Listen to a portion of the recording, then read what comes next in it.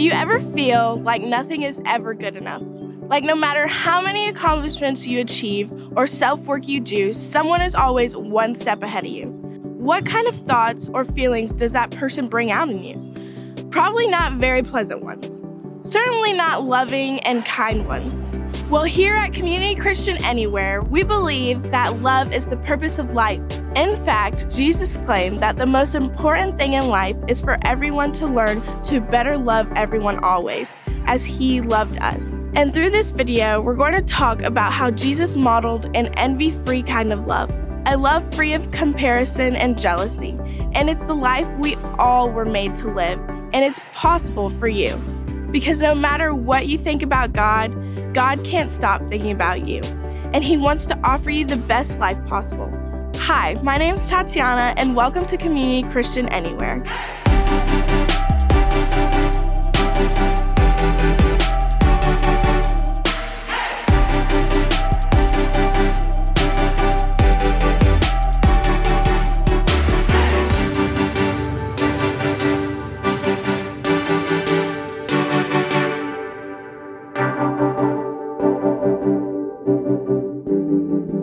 Hi, my name's Jason, and I'm one of the pastors here at Community Christian Anywhere. And for the past few weeks, we've been having discussions about the nature of love, what love is, and what love does. Because see, we're a community of Jesus followers, and Jesus said that love would be our defining characteristic. In the end, nothing else matters. If we forget Jesus' command to love one another like he's loved us, then we miss the whole thing. So in that spirit, I want to start by asking you to consider a question about love. Would love ever hurt your feelings? Now, I want you to think about that before you answer, because there are several layers to that question that you really have to consider.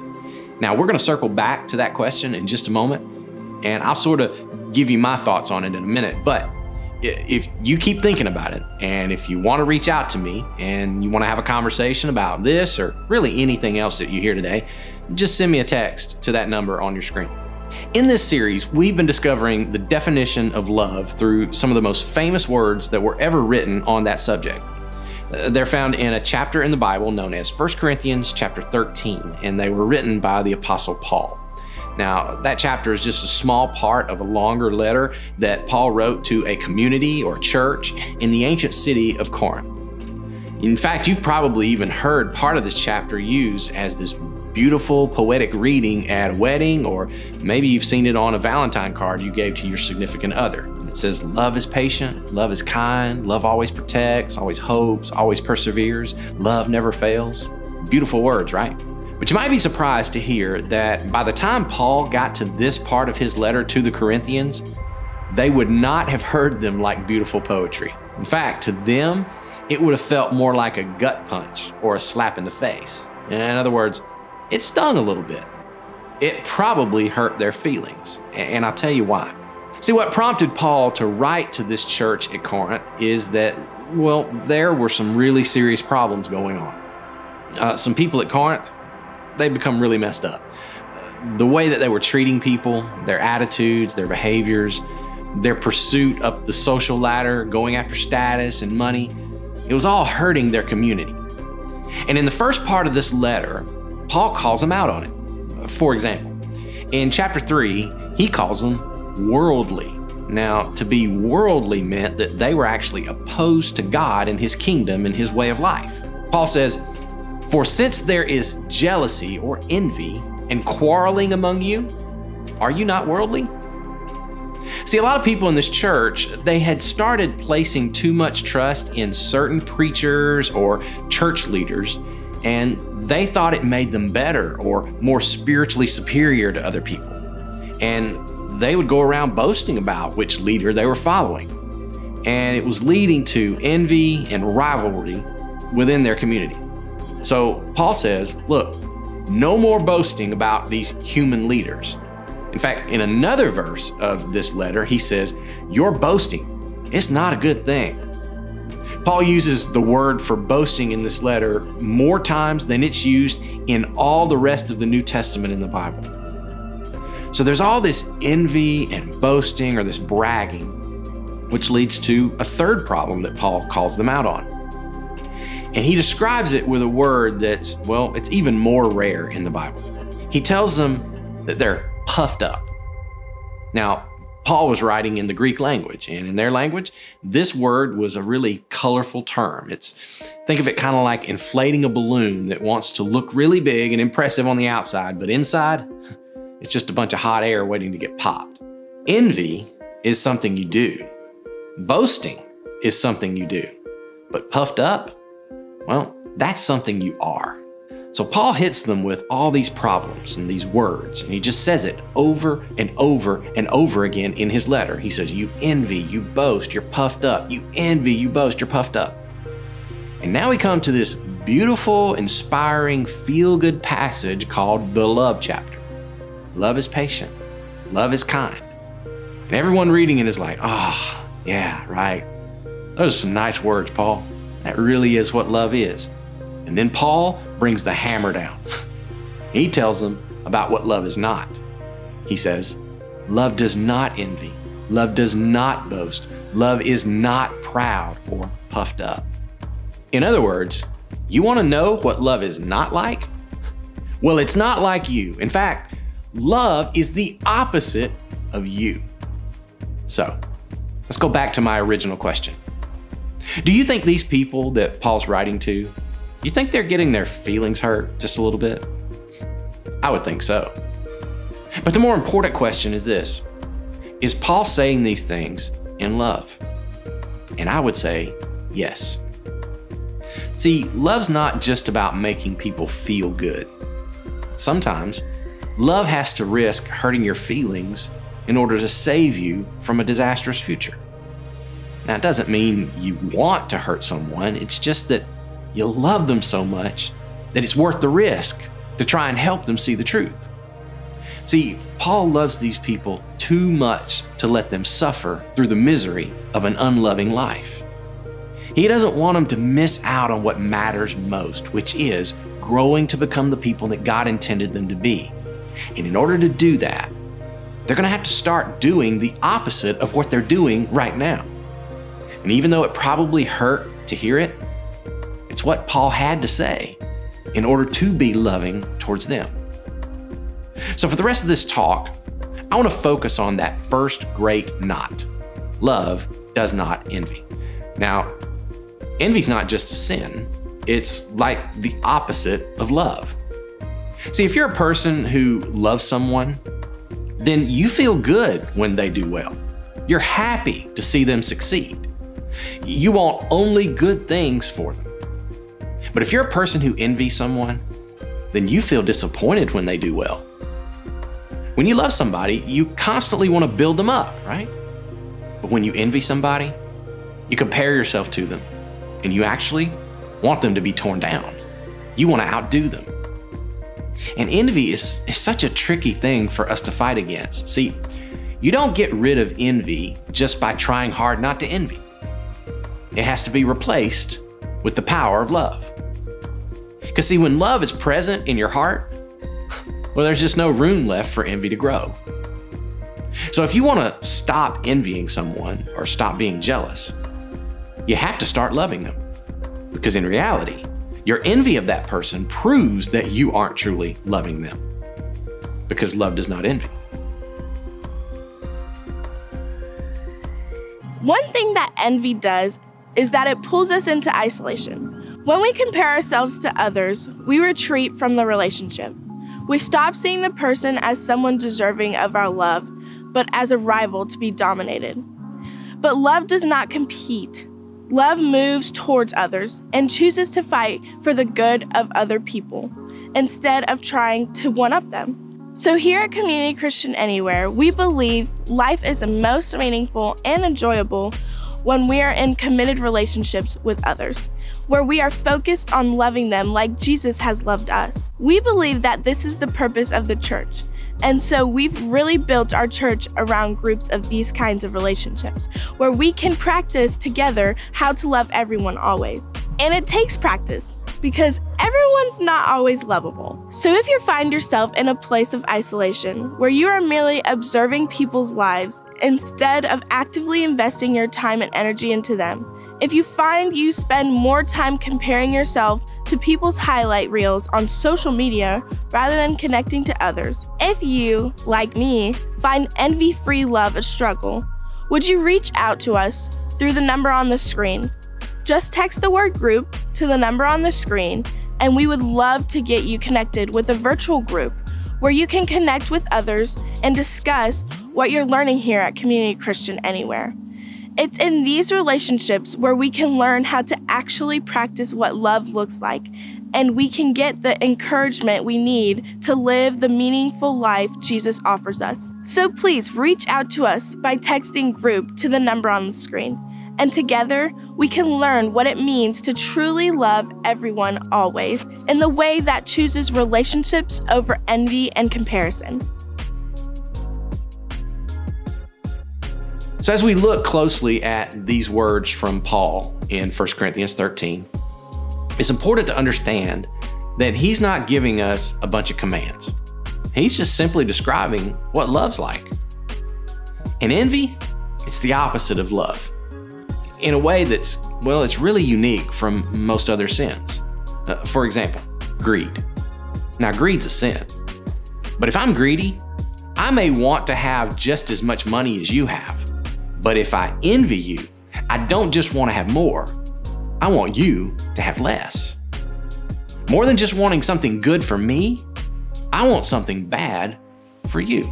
Samuel Roberts, he was a 19th century British poet, and he was in a gathering of people, and they were all praising this certain duke that they knew because he had good looks and talent and wealth and this promising future. And while they're all talking, Roberts pauses for a moment and he says, "Well, thank God he has bad teeth." See, that's envy. It's like, if you have everything else, I hope you have bad teeth, or I hope you have bad something. Envy is becoming this serious problem in our society right now, don't you think? I mean, I think it's mainly because of technology. In fact, a researcher named Alexandra Samuel, she studied the impact of social media on envy. See, right now, we have more access to more successes by more people than ever before in the history of the world. Everyone seems to be uploading pictures and posts of the very best parts of their lives. And to someone looking at it from the outside and then comparing it to their own life, well, it seems like everyone has better jobs, better decorating ideas, better vacations, better kids, better dining experiences. And her study shows that the more time people spend on social media, the more envy they experience. Envy's making us miserable. But the truth is, we're actually doing it to ourselves. But you know, envy, it's also an old problem. In fact, you might even say it's the oldest problem. One of the first sins ever recorded in the Bible, it's a story about envy. Cain and Abel, they were the first brothers. They were family. And families are supposed to be about love. But Cain, he didn't love his little brother.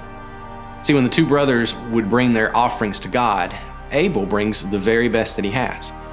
Now Cain, he's apparently just going through the motions because he brings less than his best. So Abel experiences a relationship with God that's just more intimate than Cain, and it became painful for him. But instead of looking at his own heart and his own motives, he decided that the problem's not him. The problem is his brother.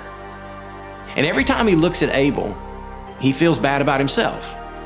So this thought occurs to him. What if there was no Abel? And God steps in and he tries to help him. He says to Cain, "Why are you angry? Why is your face downcast? And if you do what is right, won't you be accepted? But if you don't do what's right, well, sin's crouching at your door and it desires to have you, but you can rule over it." And it's so interesting. Cain, he doesn't respond. He's just silent. See, all Cain had to do was answer God. If he would have confessed his envy to himself, to his brother, to God, he could have been saved. But he stayed silent. And envy, it destroyed his soul.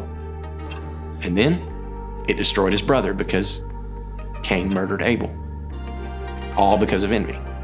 Jesus, he came into the world and he started a community, and his plan was to do the opposite of envy. And then one day, two of his disciples, James and John, they come up to Jesus and they say, Jesus, when you set up your kingdom and you're in charge, we want to sit in the top 2 seats right next to you. Now, the other 10 disciples, they hear all this and they're furious, but not because James and John did something wrong. They're upset because, well, they thought of it before they did. And now they're thinking, man, that's what I wanted. But Jesus shuts them all down. He says this, guys, you know that these rulers in this world, they lord it over people. The officials, they flaunt their authority over those underneath them. But among you, it will be different. Whoever wants to be a leader among you must be your servant.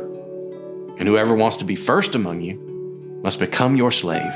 For even the Son of Man, Jesus himself, came not to be served, but to serve others and to give his life as a ransom for many. Now, in other words, Jesus is saying, hey guys, here's my plan. Let's just do the opposite of what everybody else is doing. Because everybody else just goes the way of envy and jealousy. They're trying to pull the other person down to lift themselves up. And you guys see how that's working out in the world. So come on, let's do the opposite. Let's follow the way of love. Let's figure out how to serve and enhance and equip the lives of other people. Because like I said earlier, remember, you can't stop envy by just trying hard to stop envying.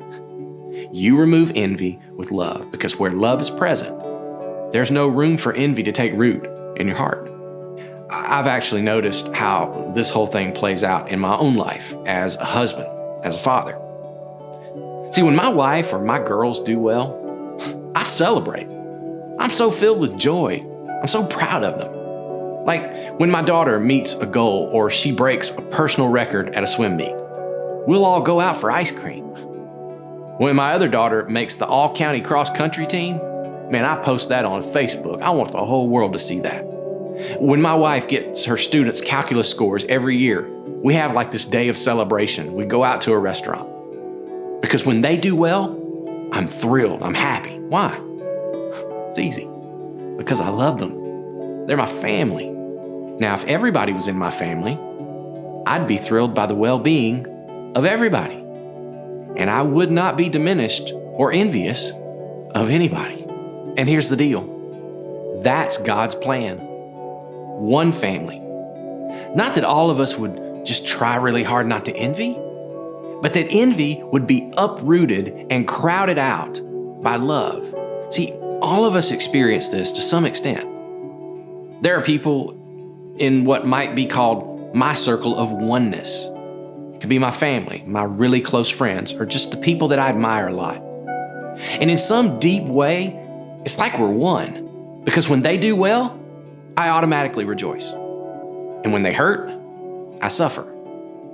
But then there are people in what might be called my circle of rivals. See, with them, it's the opposite. If they do well, I feel less than. If they go south, they have problems, I kind of feel a little better about myself.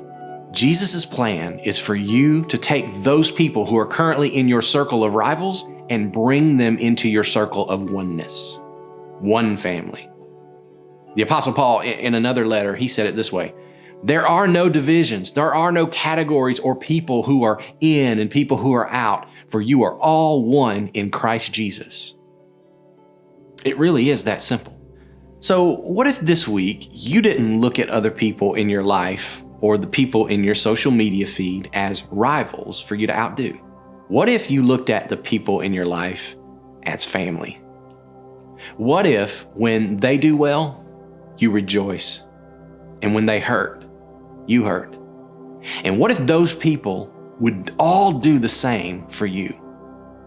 What if we all just did the opposite of what we're all doing right now? I once read a true story about a family therapist in Kansas City. His name is Jim Roberts. He was visiting the 4th grade class of his son, Daniel. The teacher had organized a game of balloon stomp. Each child had a balloon. They tied it on his or her leg. And the object of the game is to obliterate everyone's balloon without letting anything happen to your balloon. It was everybody for himself. As soon as someone stomps your balloon and it busts, well, you're out of the game. And then when there's only one child left standing who has that one intact balloon, well, that kid is declared the winner. So the teacher gave the signal, and this dad watched his son and all the other children go into a frenzy, popping each other's balloons. And at the same time, they were all doing their best to try and protect their own balloon, except for one or two shy kids. They kind of lacked the spirit of competition. Their balloons were gone in a matter of seconds. But eventually, he said, all the balloons were gone except for that one, and the winning kid jumps up and he celebrates while all the other kids just sort of sat on the sidelines and they watched. But then he said a disturbing thing happened. They brought in another class of mentally challenged children, and they prepared them to play the same game. Balloons were tied to their legs, and they were told the same rules of the game. And I'm just going to read you what Jim Roberts experienced in his own words. He said, "I got a sinking feeling in my midsection. I wanted to spare these kids the brawl that was about to take place. They had only the foggiest notion of what this was all about. After a few moments of confusion, the idea got across to one or two of them that balloons were supposed to be stomped. Gradually, it caught on. As the game got underway, it was clear these kids missed the spirit of it. They went about methodically, intentionally getting their balloons stomped. One girl carefully held her own balloon in place so that a boy could pop it. Then he did the same for her. When all the balloons were gone, the entire class cheered in unison." Robert says, "These children had mistaken this brawl for an exercise in community. In the original game, only one child could win. They discovered how to make everybody a winner. In normal balloon stomping, the participants are alienated from one another. It's you against me. But as these children played it, the game was an occasion for love. Instead of feeling anxious about fellow players, you knew the others were there to help you along. In the original game, you wouldn't be likely to learn about love. The play of these children seemed to foster generosity, trust, cooperation, gentleness, and concern for one another. You have to ask yourself a question. Who got the game right and who got the game wrong?" See, maybe we're all playing the game wrong. Maybe we should all just, do the opposite. So let me ask you, which game are you going to play this week? How are you going to keep score? I think what Jesus would say is keep score by how many people am I able to help? Who could I encourage to shine? Who could I thank or compliment or recognize? Who could I brag about behind their back to other people? Or how about this? How about this week, just pray for your competitor to do well, for their life to be blessed. Now I know what you may be thinking. You're thinking, I don't really have any competitors. I'll bet you do. See, a competitor is anybody that you just compare yourself to. Someone who, when you see their success, when things go their way, when their life gets blessed, it kind of bothers you a little. You feel inferior or jealous. You automatically want to do better than them. So this week, identify somebody who's a competitor like that and commit to praying for them to flourish in their life. Now, you may say, well, I don't really feel like I want them to do well or to flourish, so how can I pray it if I don't feel it? Well, that's the great thing about prayer. You may not be able to control your feelings, but you can control who you pray for. So what am I saying? I'm saying even if you don't feel it yet, pray for them anyway. Pray for your competitor to shine and ask God to pull the weed of envy out of your heart and replace it with the flower of love. And if you commit to it and you do this long enough, I'll bet you'll find that eventually something begins to happen on the inside of you. Now, it probably won't happen overnight, but I think over time, as you start to see your prayer get answered, you'll experience a little bit of joy over their success. You'll feel a little less of a need to outdo them. I mean, come on, just imagine if we as a community could begin to allow God to do this good work within our hearts, to allow Him to replace envy with love, What if your circle of rivals got smaller and smaller, and your circle of oneness got larger and larger until finally God's dream, God's plan for humanity started to become reality? No division, no comparisons, no resentment, no envy. And the only thing that remained between us was the only thing that Jesus said matters. Just love. I hope this video was helpful for you and that you want to discover more of what God has to offer you and your life. Attached to this video, you'll see a playlist of more content exploring what it means to live the meaningful life of love Jesus offers. Please make sure to watch one of those videos, subscribe to our channel, and follow us on Facebook so you can keep in touch with all of the great content we put out weekly. But we really hope that your interaction with us moves from just being content you consume to being a community you can be committed to, because love only can exist in relationships with others. So please reach out to us through texting the number on screen, and we can help you step into relationship with others who are also engaging with our content weekly. Or visit our website, cccanywhere.com, and you'll see a lot of ways to get connected to our community here, including the card that says join our Facebook group, where you will be redirected to our Facebook community, where if you click the join group button, you'll be able to connect with other people from around the country who are learning from Jesus what it means to love everyone always. I hope to see you there. But no matter what steps you take today, I hope you leave knowing that no matter what you think about God, He can't stop thinking about you.